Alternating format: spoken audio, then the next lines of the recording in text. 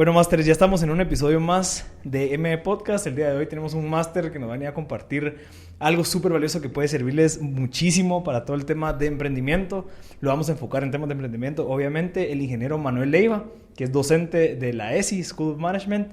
Él, pues, es ingeniero industrial, tiene una especialización en Project Management. También es miembro de PMI, que es Project Management Institute en Guatemala. Está certificado como Black Belt Lean 6 Sigma. Ahí nos va a contar ahorita el ingeniero qué es, pero creo que el tema de Project Management, ingeniero, no me dejará mentir, creo que ha sido un boom en los últimos 3-4 años por el tema de que las empresas están obligando ahorita a innovar. ¿Qué piensa usted de esto? ¿De dónde viene el tema de Project Management? ¿Por qué es tan popular? Bueno, pues primero que nada, mucho gusto a todos. El concepto de Project Management es un tema que se desarrolló ya hace varios años atrás. Inicia, digamos, con una metodología que lo que busca es darle una estructura a los modelos de implementaciones, de ideas, de emprendimientos.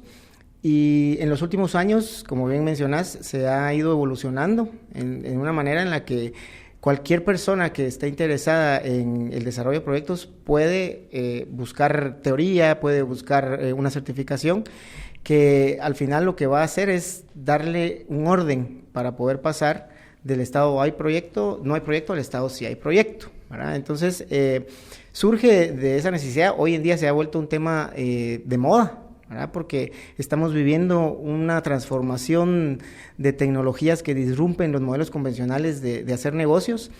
Y muchas empresas se están viendo amenazadas porque ya no están compitiendo con las mismas empresas de siempre, ¿verdad? Ya vienen otros conceptos, otros modelos en los que ya, por ejemplo, Amazon tiene un modelo comercial en el que puede abrir puertas de cualquier tipo de producto. Entonces ya las empresas convencionales están compitiendo con esos monstruos, ¿verdad? Sí. Y tienen que lograr en la medida de lo ágil que los proyectos de innovación se logren en tiempos récord, ¿verdad? Entonces, se está volviendo de moda por eso, ¿verdad? Para que la empresa como tal haga un giro en su modelo comercial y logre convencer de que la marca sigue siendo buena, de que la calidad de los productos es excepcional, etcétera, etcétera, ¿verdad? Sí, y seguir generando valor, que esa es la idea, ¿verdad? Siempre que las empresas, su propuesta de valor esté bien definida. Como usted decía, hay empresas como Amazon, como Google, que se vienen a meter a tu jardín, y si no innovas, pues probablemente la gente obviamente va a preferir irse con un monstruo que ya te provee de precios más bajos y demás. Pero también otro enfoque que probablemente es en las nuevas generaciones dentro de las empresas que vienen a innovar y que vienen con nuevas ideas. Entonces, de plano que el tema de Project Management surge debido a que, bueno, tenemos que tener un orden o una persona a la cual pueda manejar un proyecto, porque necesitamos sacar un nuevo producto en un mes o en 2 meses, o un nuevo servicio, porque el tema de innovación es vital. Correcto. Y aquí hay algo sumamente importante, ¿verdad? Cuando hablabas del valor, nosotros ahora tenemos que pensar en cómo realmente hacemos que el cliente que va a percibir el producto o servicio tenga el valor, ese diferencial de que vale la pena pagar por lo que estás ofreciendo, ¿verdad? Porque al final, si no tenés ese modelo en el que el cliente está enamorado de tu producto o de tu servicio y no innovas, tarde o temprano vas a desaparecer, ¿verdad? Entonces, sí es una tendencia. El modelo que está hoy, digamos, de moda, tiene mucho que ver con el aspecto generacional, ¿verdad? O sea, los millennials de alguna manera están promoviendo la innovación con ideas diferentes, con procesos que quieren su producto y lo quieren ya, quieren diversidad en todos los ambientes, y lo ideal es que no tengan que ir a hacer una cola, ¿verdad? Entonces esto pues obviamente está provocando que las empresas estén buscando cómo lograr el desarrollo de proyectos de manera efectiva. Ingeniero, ¿y cómo se manejaba antes el tema de Project Management? O sea, ¿qué era lo que, digamos, usted dando clases de estos temas, normalmente cuáles eran las malas prácticas que incluso estoy seguro de que por ende nunca o muy pocas veces surgen proyectos innovadores dentro de las empresas? ¿Cómo se manejaban antes? Y con esta nueva metodología, o sea, la nueva tendencia se va a que la gente se eduque, porque probablemente antes no se ejecutaban bien las ideas. Probablemente empezaban sacando un producto sin haber sacado un prototipo, sin haber hecho una planeación, sin haber hecho un análisis de riesgo. ¿Cómo era antes y cómo se está aplicando ahorita?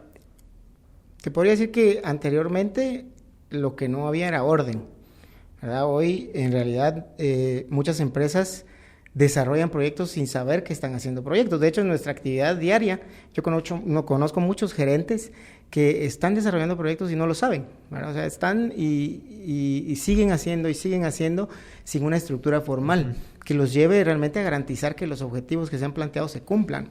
Y ese es el otro factor, la planeación estratégica. Todos los proyectos deberían estar amarrados a la estrategia. Y lo que hemos hecho en el pasado es, como decimos coloquialmente, gastar plomo en zanates, ¿verdad? O sea, tiramos a ver cuál idea pega. Ajá. Y eso en realidad no es lo que busca la metodología de Project Management, sino que es darle un orden, asegurarse que va uno a hacer las actividades que tiene que hacer y solo las actividades que tiene que hacer para cumplir el objetivo que esté amarrado a la estrategia. Sea de compañía, sea de empresa familiar, sea un emprendimiento personal, tiene que estar amarrado a la estrategia. Y probablemente la persona que debería ser el project manager, ¿quién debería ser en una empresa que está empezando? O sea, ¿debería ser el CEO? ¿Debería ser una persona encargada en la parte operativa? ¿Cómo funciona? No, en realidad, yo diría que es al revés. O sea, los CEOs, los directivos, normalmente no tienen tiempo para ellos gestionar los proyectos. En realidad, ellos son quienes van a tomar las decisiones. Y tendemos también, ese es un paradigma, que el Project Management está asociado a las operaciones, y no. O sea, en realidad un Project Manager puede ser de cualquier carrera, de cualquier profesión. Marketing, legal, de marketing, legal, finanzas, IT, operaciones, ¿verdad? Y es porque, digamos, nosotros convencionalmente manejamos proyectos que normalmente tienen que ver con mejorar algo, con cambiar algo que está mal. Y esto ya no es, pues, o sea, ahora estamos viendo en cómo, si ya lo hice bien, lo puedo hacer mejor. ¿Verdad? Entonces, no necesariamente va a ir asociado a un directivo. Puede ser mandos medios, ¿verdad? Porque la profesión de Project Management sí tiene que tener cierta autoridad sobre los recursos que están asignados para ejecutar proyectos. Pero puede ser cualquier profesión. Y de hecho, la profesión de Project Management es un complemento. O sea, puede ser cualquier persona. Sí, finanzas, especialidad en Project Management. Exactamente. Toda vez tengas la intención de enriquecer tu conocimiento a través del Project Management, puede ser un perfil que se adapte perfectamente a las necesidades. Ya. Y probablemente, ingeniero, que la reacción de mejorar un proceso es reactivo, o sea, no me funcionó, arreglémoslo. Correcto. Pero no tenemos también tal vez la cultura, ¿no sé? De pensar, bueno, ¿qué más se puede hacer? ¿Cómo podemos mejorar? ¿Cómo podemos hacerlo más eficiente? A pesar de que funcione bien. Entonces también el tema de la competencia, digamos, que vengan estas empresas grandes, también incentivan ese estrés causa, bueno, no, hombre, ¿qué más podemos hacer? ¿Qué más podemos mejorar? Porque tenemos que seguir generando valor. Ese valor que probablemente hace 5 años yo empecé a generar, probablemente ya es irrelevante, ya tengo que mejorar mi propuesta de valor. Tengo que ser más rápido, tengo que entregar más rápido, tengo que cobrar más, tengo que dar más días de crédito, por lo tanto tengo que mejorar un montón de cosas, y eso fue obligado por esas nuevas competencias. Sí, y también ahí hay un punto importante, que tendíamos, o la tendencia era ver hacia afuera. Y hoy muchos de los problemas que están enfrentando las compañías son temas de proceso. Sí. O sea, tengo que voltear a ver qué es lo que estoy haciendo, por qué mis costos son más altos, por qué mis precios no son competitivos. Hay algo adentro de mi estructura que no está funcionando. Ahí viene la parte del mapeo de procesos. O sea, voy a ir a revisar primero la casa, para luego ver qué puedo ofrecer hacia afuera y que agregue ese valor. Digamos, porque podemos pensar que va a abaratar los precios, va a ganar clientes. Sí, no. Y eso es un error muy grande, porque al momento de que uno abarata sus precios, digamos, como compañía, lo que estoy haciendo es desprestigiando mi marca. ¿Sí? ¿Por qué? Porque el cliente inmediatamente va a pensar, o sea, está más barato porque sacrificaron calidad, o está más barato porque el producto ya no va a llegar tan rápido. Entonces, hay que revisar primero adentro, y normalmente los problemas están ahí. Y pueden ser cambios pequeños que agreguen mucho valor. Ahí viene un poquito de lo que contabas de mi preparación. El modelo Six Sigma sirve para analizar procesos, encontrar problemas y la causa raíz, ¿verdad? O sea, no vamos a irnos por las ramas, vamos a ir a lo que en realidad está ocasionando la situación compleja, para lograr que el esfuerzo que hagas vaya enfocado a lo que agrega valor. Y si hay algo en ese proceso que no está agregando valor, y hablo del valor que el cliente está dispuesto a pagar, no le voy a ir a preguntar si está dispuesto a pagar que esté ahí la señora dándole clic a la computadora, no, sino que es entender qué es lo que estoy yo generando hacia el cliente y entonces ver si los procesos, en realidad todas las actividades que estoy desarrollando, las paga el cliente. Uh-huh. Y lo que no agrega valor, ese es el momento de quitarlo. Y decía al principio, no es que vas a corregir algo que está mal. Puede ser un proceso que ya funciona bien, pero que puede ser mejor. Exacto. Y esa es la oportunidad en la que vas a, si quieres competir con precios, pues no hay necesidad de bajar el precio, simplemente es abaratar tus costos y tu rentabilidad va a ser más. Ya, interesante. Uh-huh. Y digamos, con su experiencia en temas de capacitaciones y consultorías a otras empresas, ¿se ha dado cuenta que también el querer captar más clientes sin tener los procesos bien establecidos es un arma de doble filo? Porque, bueno, quiero captar más clientes bajo mis precios, pero si no he visto mi cocina o mi casa, voy a traer más clientes al mismo problema que ya tengo con mis pocos clientes. Uh-huh. O sea, también es parte de ese management de ciertas empresas que es, bueno, no, desarrollemos bien nuestros procesos para después salir a buscar clientes. Correcto, y también es otro error que se comete muy frecuentemente, ¿verdad? O sea, pensar que vas a ganar rentabilidad trayendo más clientes. ¿Y por qué no pensar en hacer ese elemento diferenciador que te mantenga al cliente enamorado de tu producto y tu servicio y que esté dispuesto a pagar? Y eso se transmite, eso se propaga. Exacto. Entonces, puedo volverme el mejor, pero tengo que tener muy claro el perfil de cliente al que quiero llegar. Exacto. No me interesa tener a todos los clientes. O sea, como decía yo también al principio, no te vas a convertir en un Mark Zuckerberg inmediatamente, pues, o sea, eso no va a ser un crecimiento exponencial, sino que va a ser asegurar a los clientes que ya tengo y que estén convencidos y que no se vayan a ir con nadie más. Exacto. ¿Verdad? Buenísimo, ingeniero. Ok, hay dos, bueno, que yo conozca, hay dos tipos de Project Management, que es el tema de Scrum y está el tema del Project Management Institute, si no estoy mal. Uh-huh.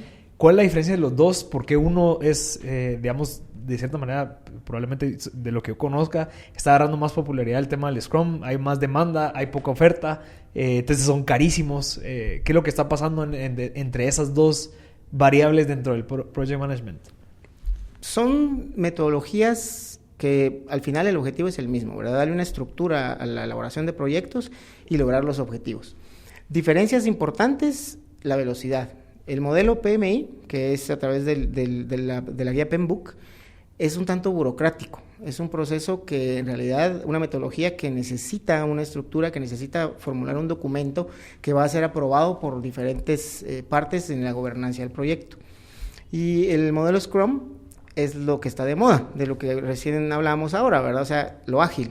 Quiero que los proyectos se desarrollen de una manera ágil y quiero que esa persona que está administrando proyectos pueda administrar uno, varios o programas completos de una manera ágil. Entonces, hay ciertas diferencias en la metodología, en la propuesta, digamos, en los formatos que sugiere cada una de ellas, pero en esencia es lo mismo, ¿verdad? Es darle una estructura al manejo de proyectos para asegurar el objetivo. Ok. Interesantísimo eso, porque yo conozco ahorita muchas personas que están desarrollándose y están invirtiendo el tema de especialmente en los BPOs. No sé si ha visto una alza de demanda por estas personas en los BPOs, porque ya están abriendo canales de desarrollo web para empresas de otros países. Entonces están pidiendo gente que sepa Scrum, gente que sepa esto de ágil. Entonces creo que es una buena oportunidad para que la gente, bueno, que quiere ampliar su portafolio de servicios propios, que se meta a aprender de Project Management. Y es necesario porque la metodología del Project Management se puede aplicar en temas de emprendimiento. Por supuesto. O sea, cualquier cosa se puede aplicar con Project Management. Exactamente. O sea, puede ser proyectos de cualquier índole, así como hablamos de las profesiones, también cualquier tipo de proyecto, sin importar el tamaño. En realidad, la parte, digamos, ágil de la elaboración de proyectos tiene un enfoque a lograr los cambios de manera significativa y lograrlos rápido. Cuando hablamos, digamos, del perfil individual en el que yo quiero desarrollar mis competencias de Project Management y quiero también convencer a mi cliente de que me contrate porque yo estoy certificado, ahí es a donde va el tema de la diferencia de precios, ¿verdad? O sea, una certificación Scrum está de moda, es una certificación que sí están pidiendo principalmente las multinacionales y empresas, digamos, que dan servicios al exterior. En el mercado local todavía no es, me atrevería a decir que todavía no es un valor agregado en las empresas internas o nacionales, ¿verdad? Porque también es difícil cuando estás certificado, que utilizas una metodología, llegar a querer implantarla cuando ni la dirección, ni los empleados, ni el ambiente general de la empresa está amarrada a una metodología. Yeah. Es complicado. Entonces, Scrum, digamos, agiliza ese proceso y PMI no tanto, porque PMI sí es mucho más formal la estructura. Entonces, al final, el que alguien quisiera, digamos, esté en su scope de estrategia personal, tener una certificación es valioso, pero también hay que buscarle el enfoque, porque si es hacia adentro del mercado nacional, es difícil que puedas llegar a ejercerlo de la manera que lo proponen las metodologías, porque obviamente nuestra idiosincrasia no está todavía acomodada a eso.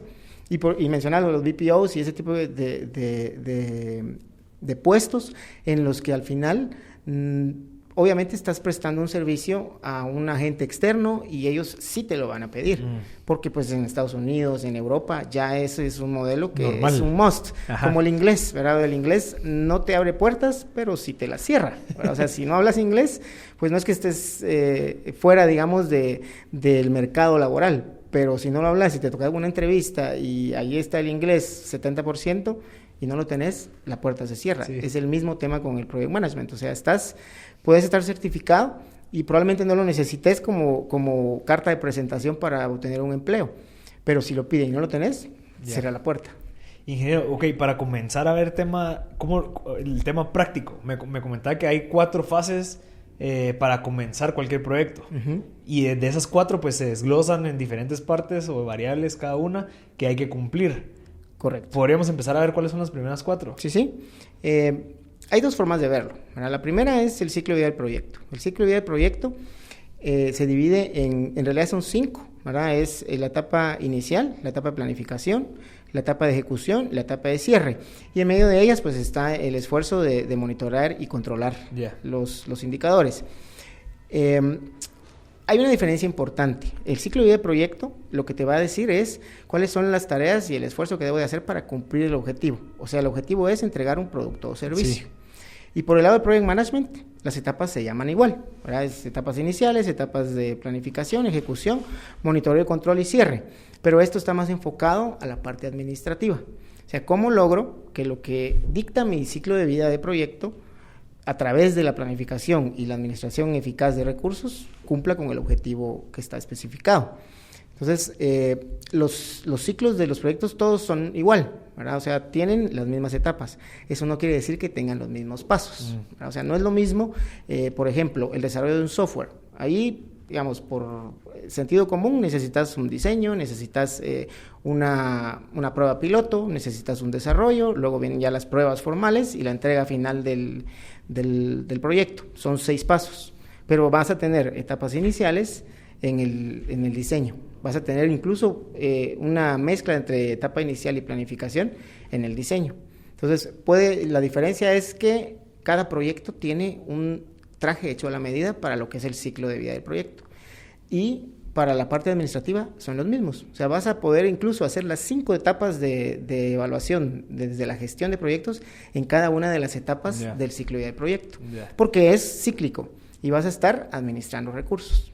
Y por eso es tan importante tener una estrategia dentro de la empresa, porque cada proyecto que se lance tiene que ir con un objetivo relacionado con la estrategia. Exacto. ¿Cómo va a aportar este proyecto a la estrategia que tengo, ya sea a mediano, a corto o a largo plazo? Exacto.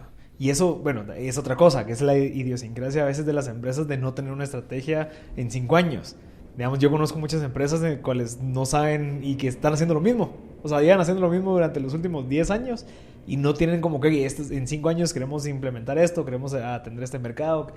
No existe eso. Entonces, la parte de la estrategia es vital para poder tener un proyecto y poderlo llevar a cabo, porque si no estarías trabajando un proyecto a base de nada. Correcto. Y hay casos puntuales que son famosísimos de ese tipo de manejos, ¿verdad? O sea, donde tu pensamiento, tu discurso se vuelve obsoleto y no haces nada para cambiar. Está Blockbuster y Kodak, por ejemplo, ¿verdad? O sea, empresas monstruosas a nivel, digamos, de rentabilidad en años pasados y que no se vieron cómo colarse en las nuevas tecnologías y hoy las ves desaparecidas. Blockbuster salió por Netflix y Kodak por la cámara digital. Ajá. Entonces, ¿por qué menciono esta parte? Porque al final son ejemplos que debemos de voltear a ver. ¿Y qué pasa ahí? No estás amarrando la estrategia completa a los proyectos que estás desarrollando. Porque, digamos, Kodak sacó múltiples cámaras y múltiples papeles de impresión y etcétera, etcétera, pero nunca vieron la oportunidad de la parte tecnológica. Ellos decían, nunca voy no vemos en el futuro una persona que prefiera una foto en digital en una pantalla que una foto impresa. Y hoy Instagram es la realidad de todo eso, ¿verdad? O sea, nos encanta que la gente nos dé los likes y mejor si hacen una historia porque mañana ya subo otra. O sea, no tengo que tenerla ahí para siempre, la foto de mi mamá o la foto de mis vacaciones. Entonces, ese tipo de innovación es en la que tenemos que pensar. ¿Cómo logro que ese pensamiento sea holístico? Porque igual no solo es hacia el cliente, tienes que pensar en competidores, tienes que pensar en la compañía como tal, en tus colaboradores. O sea, ¿cómo es que logras que todas las personas que están involucradas en tu entorno, en realidad, empujen la estrategia? Sí, ok. En la etapa inicial, usted me comentaba antes del análisis de riesgo.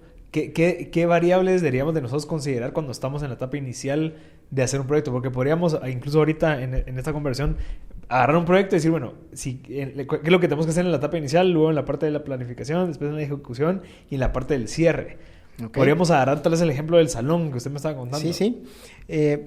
Primero, el análisis de riesgo es algo que se incorpora formalmente en las nuevas metodologías. Anteriormente el análisis de riesgo se hacía únicamente en los temas de sensibilidad. ¿Qué tanto o qué tampoco puedo lograr la rentabilidad que estoy proponiendo? ¿Qué pasa si en vez de 10 gano 15%? ¿Qué pasa si en vez de 15 gano solo 5%? Hoy la propuesta del análisis de riesgo va mucho más allá.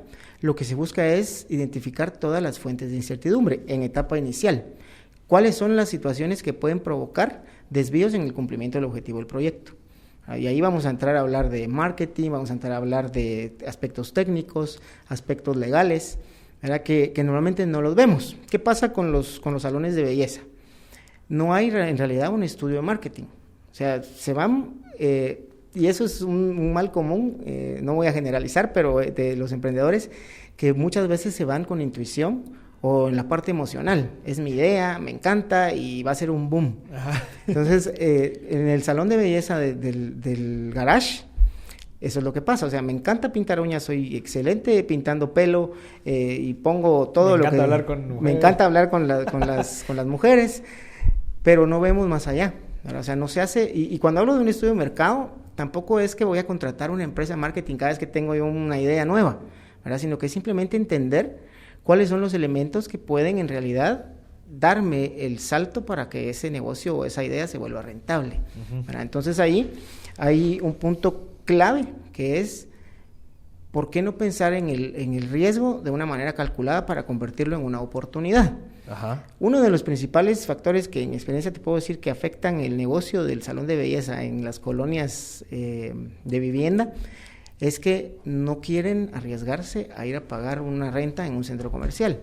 Pero el riesgo de no hacerlo es que la frecuencia de visitas, los clientes potenciales se limitan a 4 cuadras a la redonda, ¿verdad? Porque si no haces promoción, si no, o sea, te conoce la vecina, te conoce el de atrás, pero ¿qué tan frecuente es que van a llegar a arreglarse el pelo ahí a tu salón? Entonces, el análisis de riesgo va orientado a eso, ¿verdad? O sea, tengo que entender primero cuál es el mercado al que quiero llegar. ¿Por qué es importante esta idea? ¿Para qué la voy a hacer? ¿Verdad? O sea, como justificar de alguna manera el hecho de que vamos adelante con la idea. Entonces, el negocio no prospera porque probablemente al inicio sí es el boom, ¿verdad? O sea, tenés ingresos importantes, pero luego la frecuencia de visitas se va menguando. Y ahí es donde viene el principal problema. No analicé el riesgo oportunamente de qué pasaría si me voy a rentar a otro lado. Y no lo estoy viendo del lado negativo. O sea, el lado negativo del riesgo ahí es ¿qué pasa si yo pongo el negocio en mi garage? O sea, ¿cuáles son las probabilidades de que alguien me visite con frecuencia? ¿Cuáles son las probabilidades de que mi negocio se conozca a un nivel mayor, ¿verdad? O sea, que logre que la marca sea macro, ¿verdad? O sea, esos son fundamentales. Elementos importantes también, el análisis de riesgo de los involucrados, ¿verdad? Involucrados, los vecinos, el comité de vecinos, que en alguna medida también, la MUNI, ¿verdad? Que tiene, digamos, injerencia en los resultados del proyecto. Entonces, el análisis de riesgos va orientado a eso. O sea, ¿cómo me aseguro que mi idea en realidad va a permanecer en el tiempo? ¿Verdad? O sea, cuando hablamos del análisis de riesgos, sí es un análisis cíclico porque puede ser que esas fuentes de incertidumbre que te mencionaba se identifiquen al principio como una fuente de riesgo también, pero que a lo largo de la ejecución te vas dando cuenta que no eran tan graves.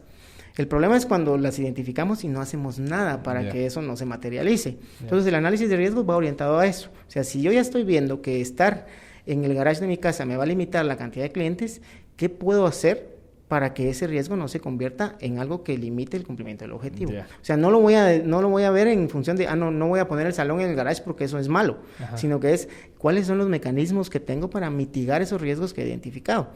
Y ahí viene, digamos, partirlo un poco en lo que es contingencia, en lo que es reserva y en lo que es la gestión. Normalmente, y eso pasa muy común en nuestro mercado, tenés 10% de contingencia por si algo sale mal. ¿Esa contingencia es dinero ahorrado? Es dinero, es dinero. Dinero y tiempo, normalmente. Entonces, contingencia es, si algo sale mal, tenemos ese 10%. Y el análisis de riesgos, la propuesta de la metodología, lo que te dice es, si es un riesgo que es altamente probable que ocurra y tiene un impacto fuerte en tu objetivo, pone un mecanismo que esté agregado al presupuesto del proyecto. Ya no hay que dejar contingencia, hay que acelerar el proceso para que esa actividad se convierta en una actividad fundamental de la ejecución y que impida que eso se convierta en un riesgo. O sea, se podría convertir ese 10% en publicidad. Sí, puede ser. En vez de ahorrarlo, mejor meterle más a Facebook o meterle más a... Y no es una tarea, digamos, que una decisión del project manager. O sea, vas a llegar con la propuesta, bueno, vimos este riesgo y esto implica 10 semanas más, implica 5% más de presupuesto. Pero en el costo-beneficio nos va a asegurar de que sí tengamos visitas frecuentes de clientes, ¿verdad? Entonces, el riesgo en realidad se analiza y se proponen las potenciales respuestas al riesgo en las etapas iniciales. Interesante. Y las vas a monitorear, por supuesto, porque no todos los riesgos se atienden igual. No todos los riesgos tienen la misma probabilidad de ocurrir. La intención es ver todas las fuentes de incertidumbre y cómo eso lo proyectas para que en la ejecución no se conviertan en riesgos que son graves. Digamos, un ejemplo muy, muy clásico de esto es los partos por cesárea y los partos normales, ¿verdad? Los partos por cesárea en Guatemala, alrededor del 98% de las personas que llegan a un hospital privado van a tener sus bebés por cesárea. Entonces, eso, digamos, es en la etapa inicial de tu proyecto de tener un bebé, pues es una estadística que es importantísima, ¿verdad? O sea, si yo no me preparo con el presupuesto y tengo la intención de que la mamá de mis hijos tengan a los niños en un hospital privado, de entrada estoy ya con una proyección a que el proyecto a lo mejor no fracasa, porque el bebé va a nacer, pero me va a tocar correr en el momento que el doctor diga... tiene que ser cesárea. Y si la estadística te está diciendo que es el 98% de probabilidades de que el hospital te atienda con un parto a través de cesárea, pues ahí no hay pierde, pues. Esa es información que es muy valiosa para analizar el riesgo. O voy a un hospital público o... Y el hospital público, al contrario, apenas es el 38% de las mujeres que nacen por cesárea. Y eso es un tema de hasta dónde aguanto el riesgo, ¿verdad? El riesgo no lo tomo yo. Si yo soy el papá, pues el riesgo lo tiene la mamá, ¿verdad? En el momento en el que hasta dónde aguanta los dolores de parto para que el doctor venga, le ponga la epidural y tenga el bebé por cesárea. En el hospital público es diferente. Ahí van a darle hasta que el cuerpo aguante, hasta que el bebé nazca, y para abaratar y minorar costos, y por supuesto el impacto en el bolsillo es diferente. Entonces es una forma, digamos, práctica de entender cómo administrar el riesgo. Si ya sé que es el 98%, ¿por qué no voy a tomar acciones desde la semana 1 de la gestión? Y así en 9 meses ya tengo... En 9 meses yo ya estoy preparado para cualquier cosa, ¿verdad? A lo mejor y sí, yo ya consulté con mi esposa y estamos dispuestos a aguantar hasta cierto punto la labor de parto.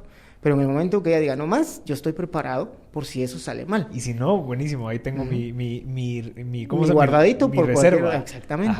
¿Verdad? Entonces, es una forma práctica de verlo, ¿verdad? O sea, y es de anticipar cuestiones que son fáciles de analizar, ¿verdad? O sea, la incertidumbre son situaciones que no puedes prevenir. O sea, yo no puedo saber cuándo va a caer un avión acá. Pero mínimo tengo que tener una ruta de escape por si en realidad eso llegara a pasar.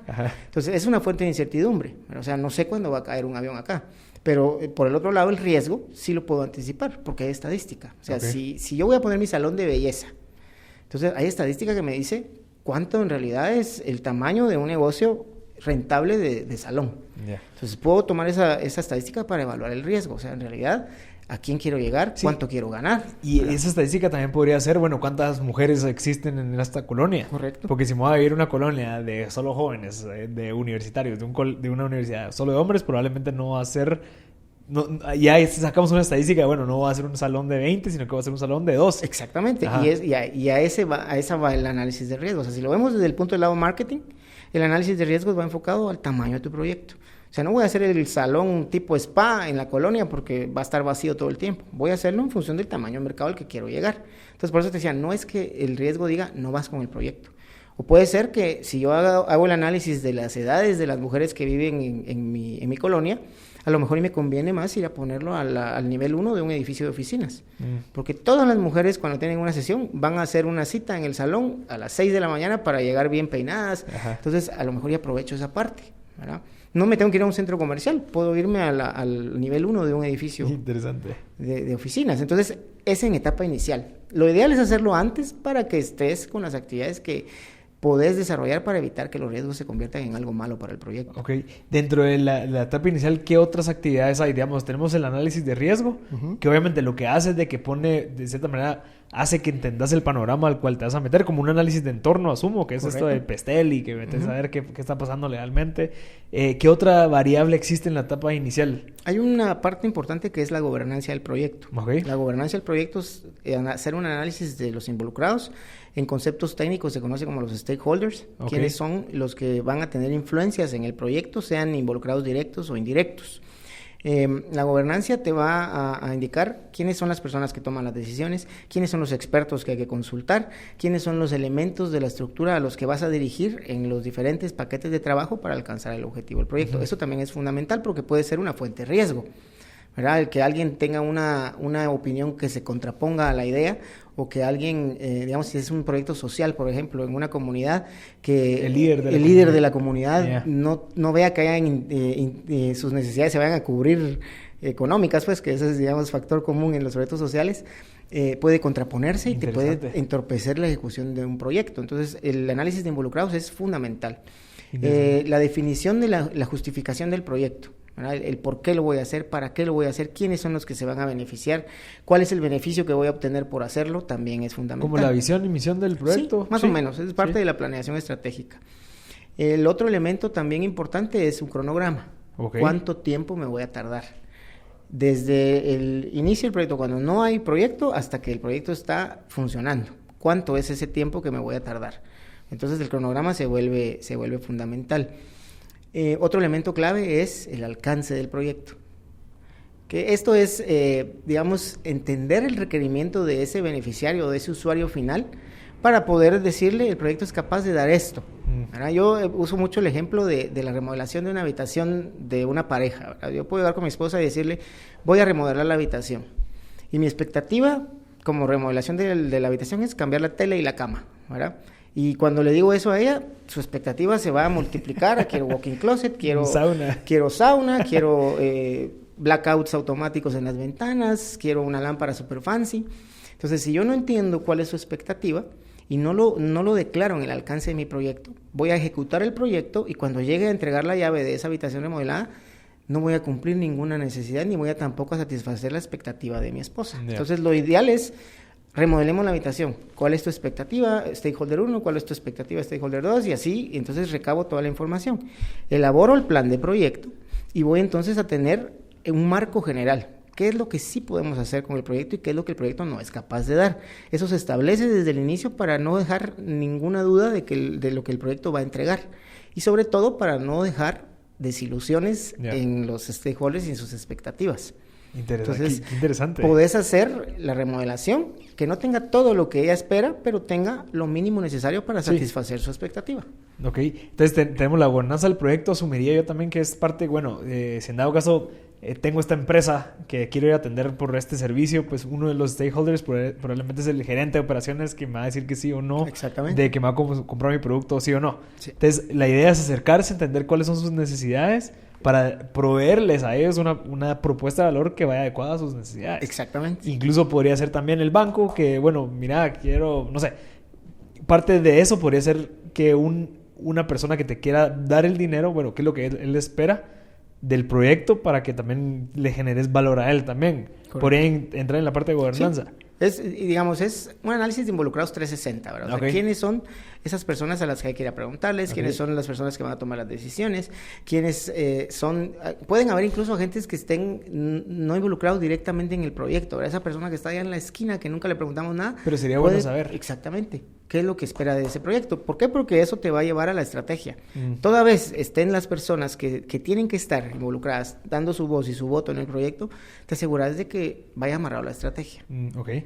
El tema de la ideología, pues sí, es bueno entender por qué lo estás haciendo, hacia dónde vamos, qué es lo que se quiere lograr de esta manera. ¿Cuánto tiempo se va a tomar para lanzar el proyecto? Es bueno porque incluso hasta te puede servir si en dado caso yo estoy trabajando en una empresa, decir, bueno, yo me voy a tomar 6 meses en probar a ver si este mi proyecto o mi emprendimiento afuera de la empresa va a servir, cuánta plata necesito para sobrevivir, cuánto requiere de inversión para poder, o el tiempo que le voy a dedicar día con día. Entonces también te hace entender y mapear, bueno, le vas a tener que dedicar 3 horas al día durante los próximos 6 meses, entonces esas 3 horas tienes que costearlas, no sé. Y eso te lleva al plan. O sea, si yo quiero conseguir esto en realidad, voy entonces a planificarme de esa manera. O sea, voy a dedicar 3 horas a esto una vez por semana. Si quiero que el proyecto se haga más rápido, pues voy a tener más recursos, voy a tener más expertos, porque eso es parte de no tienes que saber de todo para poder ejercer la profesión de Project Management. Hay expertos que te pueden ayudar. Yo he desarrollado proyectos de toda índole. En la escuela, por ejemplo, hay grupos de trabajo que van desde una aplicación hasta la construcción de un edificio. Y no necesitas ser ingeniero civil, no necesitas ser ingeniero de sistemas para poder desarrollar la idea. Lo que necesitas es saber administrar recursos. Exacto. Eso es básicamente. Entonces, si es un emprendimiento, con mayor razón tenés que entrar a hacer un análisis de riesgo. O sea, no vas a sacar tu plata para perderla. Exacto. ¿Verdad? O sea, no vas a invertir tu tiempo para que eso esté desperdiciado después de 6 meses. ¿Verdad? Entonces, por eso es importantísimo incluir estos elementos en las etapas iniciales. Y todo esto, de cierta manera, se mide. O sea, bueno, ya cumpliste con todo esto. Bueno, pasemos a la siguiente parte, que ya sería la planificación, que es bueno. Sí, digamos, la parte final de todo esto es poner indicadores. Okay. ¿Cuáles van a ser tus indicadores sobre los cuales vas a medir el éxito de lo que estás proponiendo? Y eso es lo que vas a monitorear a lo largo de toda la ejecución. Los famosos KPIs. Los famosos KPIs. ¿Y eso es como, tiene alguna manera que se pueden establecer? ¿Cómo identifica cuáles deberían de ser los KPIs? ¿Tiene alguna estructura, una metodología para establecer? Sí, hay metodologías para establecer KPIs. Hay cursos también para poder identificarlos. Pero en realidad tiene mucho que ver con la meta que querés perseguir, ¿verdad? O sea, y cuáles son los elementos que identificás que te pueden, en realidad, acercar al éxito del proyecto. O sea, puede ser productividad, puede ser presupuesto, puede ser ingresos. Eso depende mucho del contexto en el que el proyecto se ha creado. Y es mejor si haces esa gestión de KPIs en grupo, porque uno cuando está trabajando solo tendés a sesgarte con lo que interesa y evitas las cosas que son difíciles. O sea, si el KPI es el tiempo, entonces hay que consultar al experto. En realidad, ¿cuánto me puedo tardar en construir y en poner a funcionar un salón de belleza? Entonces, el KPI va a ser en función de esas actividades que tengo que llevar adelante en el tiempo que dice el experto que lo tengo que hacer.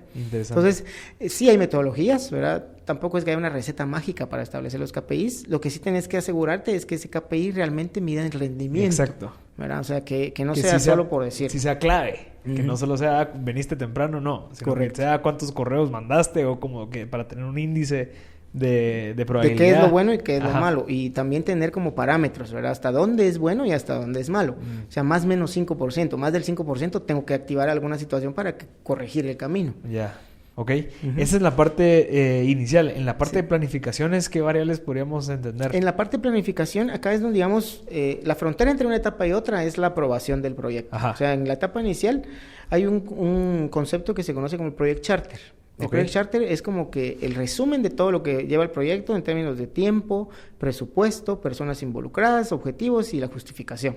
Entonces, convences de que el proyecto vale la pena perseguirlo. Entonces dicen, ok, es el go del proyecto. Entramos a la etapa de planificación. La etapa inicial es como a nivel high level, ¿verdad? Voy a estar haciendo análisis, probablemente voy a investigar de fuentes secundarias, voy a googlear ciertas informaciones, llamo a conocidos para ver más o menos cuánto me va a costar, cuánto, digamos, es el esfuerzo que tengo que hacer. O sea, es el check de dedicarle más tiempo a esta posible idea. Entonces, cuando pasamos a la etapa de planificación es cuando ya haces el deep dive. Voy a entrar a hacer una investigación formal para convencer y para confirmar que lo que puse en la etapa inicial va a ser posible cumplirlo. Okay. ¿Verdad? Y cualquier variación, pues se vale regresar. Por eso te decía que los procesos de management son cíclicos, porque yo puedo estar en planificación y encuentro algo que no hace tanto sentido, entonces regreso a la parte inicial, corrijo y vuelvo entonces a entrar a la planificación. Entonces la planificación es el detalle. Ahí voy a entrar a poner, digamos, si estamos hablando de una construcción, ahí voy a tener como entregable final el diseño formal, estructural, eléctrico, layout de todo el edificio. Antes de empezar a construir. Antes de empezar a construir, digamos, porque ahí ya tenés recursos. Te dan la aprobación en el término de la etapa inicial y ya tenés recursos. No te los van a dar todos al mismo tiempo, te los van a dar seccionados. Entonces, la planificación lo que asegura es que no te vayas a gastar ningún centavo más. No tienes que ahorrar, por eso es que hay que ser eficaz, ¿verdad? Tenés que asegurarte de que las etapas se van cumpliendo y que se va consumiendo el presupuesto de la misma manera en la que está planeado. Entonces, ahí vas a entrar a hacer una profundidad de análisis mucho mayor, porque es realmente asegurarte de que las cosas van a pasar así. Uh-huh. Y ahí volvés a analizar el riesgo. Las cosas que identifiqué como fuentes de incertidumbre, ahora cómo eso tiene un impacto económico en el proyecto. Le pongo números, entonces se vuelve como... es la parte medular, te diría yo, del proyecto, ¿verdad? La planificación, ahí va a entrar todo el detalle posible para que no falle nada. Interesantísimo. Y, digamos, ahí entraría la parte del desarrollo y establecimiento de presupuestos. Los presupuestos se desarrollan y se establecen en la fase inicial. Se me olvidó mencionártelo. Okay. Es parte del Project Charter, el presupuesto. Hay que hacer, digamos, un análisis general, cotizar, investigar para saber cuánto te va a costar. Y siempre con un margen de error, o sea, un margen donde... se puede, digamos, esa es parte de la contingencia. Digamos, el análisis de riesgo, el presupuesto se mide en 4 líneas fundamentales. El presupuesto base, que es lo que te va a costar la inversión fija y la inversión variable. La inversión fija es literalmente todo lo que se vuelve o se convierte en tu contabilidad un activo fijo. ¿Sí? Supongamos que lo que vas a hacer es, tu emprendimiento es comprar una flotilla de 5 vehículos para meterlos a Uber. ¿Sí? Tu inversión fija es el costo de los vehículos. Uh-huh. Digamos que cada carro, si son nuevos, van a valer $20,000. Esa es la inversión fija. La inversión variable es el dinero que necesitas para poner a funcionar ese proyecto y que tengas al menos 6 meses sin necesidad de desembolsar nada. El famoso runway. Exactamente. Ajá. Entonces, ¿qué va a hacer eso? El salario del piloto, la gasolina del carro, el mantenimiento, llantas, las rentas, etcétera. Entonces, mínimo 6 meses. Y también ese es otro error que se comete y por eso fallan los salones de belleza, porque voy a gastarme toda la plata en lo que es la inversión física y queda lindo el lugar. Pero ¿con qué le pago a los estilistas? ¿Con qué pago la renta? ¿Con qué pago la electricidad? Uh-huh. ¿Y de dónde va a salir esa plata si no la pusiste en tu presupuesto original? Entonces, esa es la siguiente línea, ¿sí? Contingencias. ¿Qué pasa si no? Entonces, tengo un guardado por si algo sale mal. Y hay un tercer escalón en el presupuesto que se llama la reserva de gestión, que es, si es un riesgo que no viste, si es una situación que no se analizó, pues está esa parte ahí, ¿verdad? Para hacerlo de manera objetiva, ¿verdad? O sea, entonces vas como que subiendo en escalones. Obviamente tampoco es sano meterle mucho porque entonces el proyecto se te puede volver una gran canasta de desembolsos, ¿verdad? Ya. Ok, entonces dentro de ese presupuesto se establece antes de pasar a la planificación. Sí, correcto. Ok, dentro de la planificación ya ves más profundo, o sea, te metes a investigar, contactas ya posibles clientes, posibles usuarios, obtienes insights. Y también los expertos entran a funcionar mucho, ¿verdad? O sea, que te den los tips para que las actividades en realidad cumplan con lo que se ha planeado. Okay. Entonces, si vamos a la teoría básica, la etapa inicial es el estudio de prefactibilidad. Ahí estableces tu marco de mercado, cuál va a ser el sector al que vas a llegar, cuál es tu presupuesto inicial, etcétera, etcétera. Y luego viene la factibilidad. Cuando ya haces los análisis formales, entregas tu estudio de mercado formal, el análisis de riesgo formal, y entonces ya pasas a la ejecución. La frontera entre una y otra es que vas a tener tu plan formal. En la metodología PMI, el plan para la dirección de proyectos es un documento que tiene todos los planes para gestionar comunicaciones, gestionar cambios, gestionar presupuestos, tiempos, etcétera. A veces es un documento bastante amplio. Entregas esa parte con los diseños finales de lo que sea, y cuando hablo de diseños no necesariamente es un diseño estructural, ¿verdad? O sea, un edificio, puede ser un diseño de un producto, puede ser el diseño de tu modelo de prestación de servicio. O sea, si lo que vas a tener en un salón es el diseño de cómo va a funcionar el salón. Yo cobro, limpia, no sé cuánto. Ya. Entonces, a partir de ese momento, entonces empezás a ejecutar de acuerdo a lo que planeaste. Yeah. Y ahí viene y entra a funcionar el alcance del proyecto. Voy a hacer solo lo que tengo que hacer para cumplir el objetivo del proyecto. Por supuesto que hay cambios, no quiere decir que esté escrito en piedra, ¿verdad? Porque siempre hay oportunidades. Entonces va a llegar alguien y va a decir, sí, queremos agregar, qué sé yo, más espejos en el salón de belleza. Ojo, pero eso maximiza el objetivo del proyecto. Entonces regreso, reviso, y si sí, yo propongo, bueno, este cambio implica, qué sé yo, 5% más de gasto, pero maximiza el objetivo y eso va a atraer mucho más clientes. Yeah. Y si no, también, o sea, no agrega valor, no es un cambio que maximice mi objetivo, no va. Entonces, la parte en la ejecución ya involucra todo el monitoreo y control. En el momento en que pones la primera piedra, ahí hay que monitorear y controlar. Entonces, ahí es donde se mezclan. Y esa etapa la vas a llevar hasta el cierre del proyecto. Monitorear y controlar tus indicadores, tus disparadores de riesgo, potenciales eventos, digamos, que no están planificados. Ahí los vas a ir monitoreando y regresando hasta que llega finalmente el cierre del proyecto. En el cierre del proyecto, ahí es donde termina la responsabilidad del project manager en realidad, ¿verdad? Entregar la llave del proyecto funcionando, entregas, digamos, facturación, pagos, cerras contratos, para asegurarte de que no quede ningún cabo suelto con el proyecto. Sí. Cerras, haces tus pruebas finales y en ese momento podés pasar a otro proyecto. Y a ese proyecto se le entrega al usuario final, al dueño, final, digamos, el famoso departamento owner. De mercadeo. Correcto. O al departamento de finanzas. Bueno, muchachos, sí funcionó. Aquí están los procesos.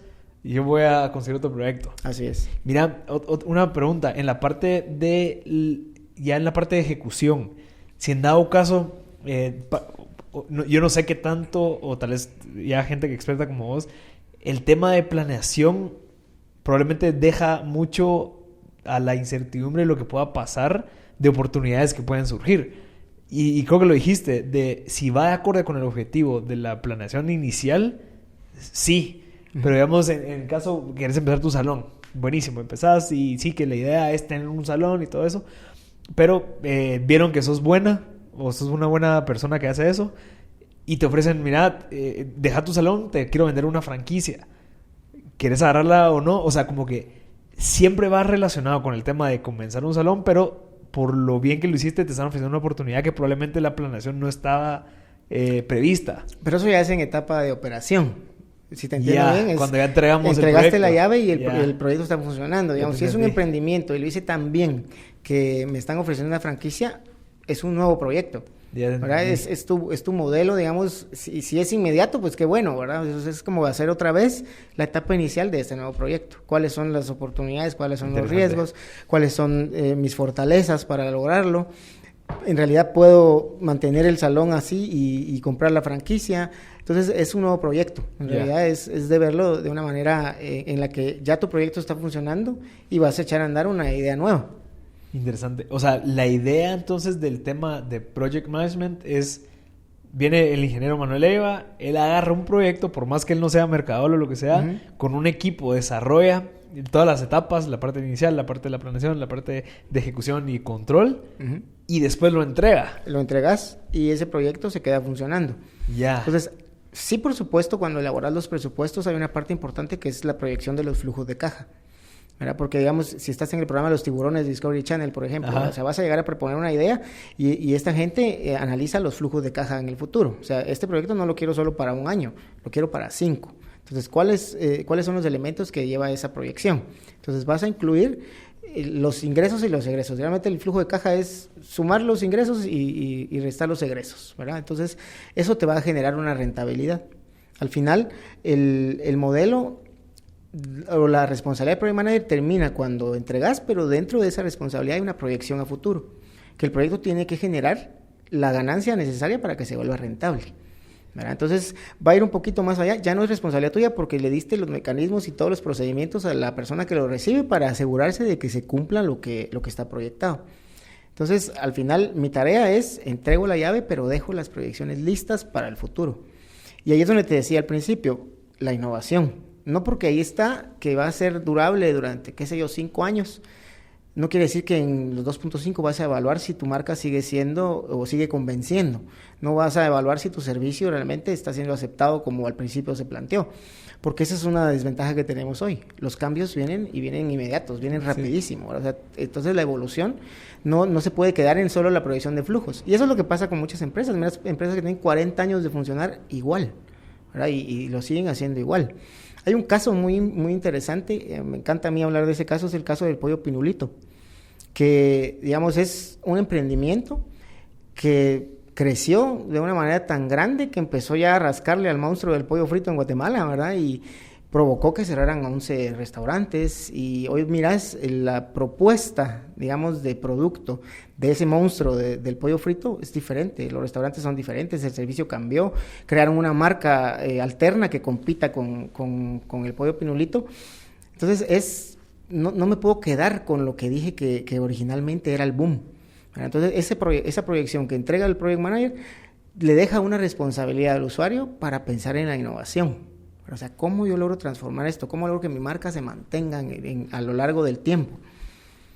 Sí, porque y va relacionado con lo que estábamos hablando al principio, el tema del estrés, el tema de que cuando hay un competidor nuevo te obliga, lastimosamente hay empresas que les obliga a ver qué haces y tal vez no es lo más correcto esperar a que venga un momento de estrés para que innoves, sino que anticipar esa innovación y decir, bueno, ¿qué más puedo agregar? ¿En dónde más puedo mejorar? Exactamente, y aquí hablamos de este caso que te menciono, del David y Goliat, ¿verdad? O sea, quien en realidad tuvo que innovar fue Goliat, porque el otro se fue, y el éxito de Pollo Pinulito fue que sabía perfectamente el perfil del cliente al que quería llegar. No iba a competir con los clientes que ya estaban en el otro restaurante, o sea, ellos, y siguen así, siguen manteniendo. Lo que hacen es convencer más al cliente que ya tienen. No quieren quitarle mercado al otro, quieren ganar el mercado que el otro no tenía, ¿verdad? Entonces, ese es el éxito, en el que estás enfocado realmente en el perfil del cliente que quieres llegar. Y a ese cliente lo vas a convencer y lo vas a enamorar a lo largo del tiempo para que nunca se vaya a comprar con alguien más. Exacto. Ingeniero, ¿qué otra cosa deberíamos de tener en consideración? Ya tenemos las 4 fases iniciales, bueno, sí, las 4, que es la parte inicial, la parte de planificación, la parte de ejecución y la parte de cierre. ¿Deberíamos de saber algo más del tema de Project Management? Pues yo creo que no. En realidad esto es un tema más de atreverse a hacerlo, ¿verdad? O sea, cómo en realidad transformo mi manera de implementar mis ideas en una situación que tenga una estructura formal, que haya una planificación y que eso me asegure que voy a ser exitoso. Sí, reducir la probabilidad de fracaso es lo mejor. O sea, ese es el elemento que no clave. Se vuelva no fracasable, sino que mientras menos lo reduzcamos, es mejor. Es mejor, correcto. Ajá. Ok, ¿recomienda algún libro o algo en donde la gente que está escuchando pueda empezar a aprender el tema de Project Management? Sí, por supuesto. Hay la guía PMBOK. PMBOK es el Project Management Book of Knowledge. Ese es del PMI. Es una guía, no es la receta mágica, ¿verdad? Es una guía que te va dando los elementos que debe tener la estructura del proyecto. Hay un libro muy interesante, es un audiolibro de hecho, que se llama Bueno, Bonito y Carito. Bueno, Bonito y Carito. Es de David Guzmán.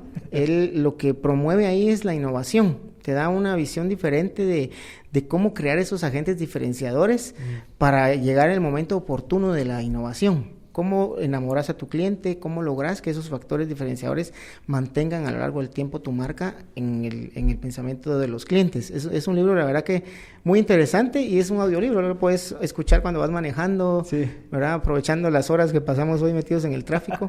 Es también muy, muy bueno. Hay un libro de la teoría del riesgo. Hay un autor que se llama Chris Chapman, que tiene un libro que se llama Project Management Risk. Él también da un enfoque diferente al manejo del riesgo, ¿verdad? Para identificar cuáles son esos elementos que en realidad pueden provocarte desvíos en el cumplimiento de los objetivos, y lo hace de una manera muy clara y muy amigable, ¿verdad? Él propone en su teoría hacer ese análisis a profundidad de los elementos que generan incertidumbre y sobre eso planear la ejecución con el riesgo medido. Porque que identifiques riesgos no quiere decir que no vas con el proyecto, ¿verdad? A veces el caso Pinulito es clave, si lo pueden googlear, van a encontrar ahí muchas informaciones. Es precisamente eso, ¿verdad? O sea, no temo de ir a pelear con Goliat, toda vez yo tengo claro la meta a la que quiero llegar. Y ese es un principio de los 7 hábitos de las personas altamente efectivas, ¿verdad? El fin en mente, ¿qué es lo que yo quiero lograr con esto? Interesante, gracias, ingeniero. Bueno, y creo que nos ayudó bastante a entender realmente... definitivamente nos deja la espinita de seguir o incluso entrar en esto, ¿verdad? Porque se puede, hay cursos, hay certificaciones que uno puede empezar a desarrollar esas habilidades. Una última pregunta, ¿el tema de Project Management se le facilita más a la gente que tiene alguna ingeniería por el tema de procesos o cree que es igual para todos? No, en realidad es igual para todos. Sí. Digamos, la experiencia más clara que tengo eso es la escuela ESI, ¿verdad? O sea, ahí hay personas de todas las carreras, incluso personas que se meten a los programas de diplomado que no tienen una preparación académica, salen con el conocimiento de Project Management fortalecido, y realmente lo que buscamos es darles estructura. Exacto. Para que puedan llevar adelante sus proyectos, sean emprendimientos, sean proyectos de organización, sean mejoras en empresas familiares, o sea, realmente cualquier persona que tenga la intención de enriquecer sus conocimientos y de aplicar metodología para lograr el éxito, puede meterse al Project Management. Buenísimo, ingeniero. ¿Dónde lo pueden contactar? Si alguien que está escuchando le interesa, tal vez contratarlo para algún servicio dentro de la empresa. Pues sí, en LinkedIn me pueden encontrar, Manuel Leiva, es mi nombre ahí en la red. En Instagram también estoy, ¿verdad? Okay. ¿Algún correo? Sí, mi correo es Manuel Leiva con @gmail.com. Ok, perfecto, ingeniero. Muchísimas gracias. Creo que fue súper valioso lo que nos acaba de decir. Así que la gente que está escuchando, creo que es vital lograr planear de verdad antes de emprender y arriesgar ese tiempo, ese recurso que tenemos tan limitado, y también la plata. Y creo que hay maneras de hacerlo. Es muy similar al tema de Lean Startup, que es un libro, no sé si usted lo ha leído, tengo la oportunidad. De cómo podemos reducir cada vez esa probabilidad de fracaso al desarrollar por medio de un método científico el tema de emprender. Pero creo que esto también le agrega muchísimo valor a eso. Así que de verdad muchas gracias, ingeniero, y espero que a la gente que está escuchando le haya funcionado, porque es vital para la gente que quiere emprender o a la gente que quiere desarrollar un proyecto en una empresa. Buenísimo, pues muchas gracias también por la invitación, y en realidad pues espero que la gente se vea beneficiada de este tema, porque la verdad que sí vale mucho la pena. Gracias, ingeniero. Muy bien.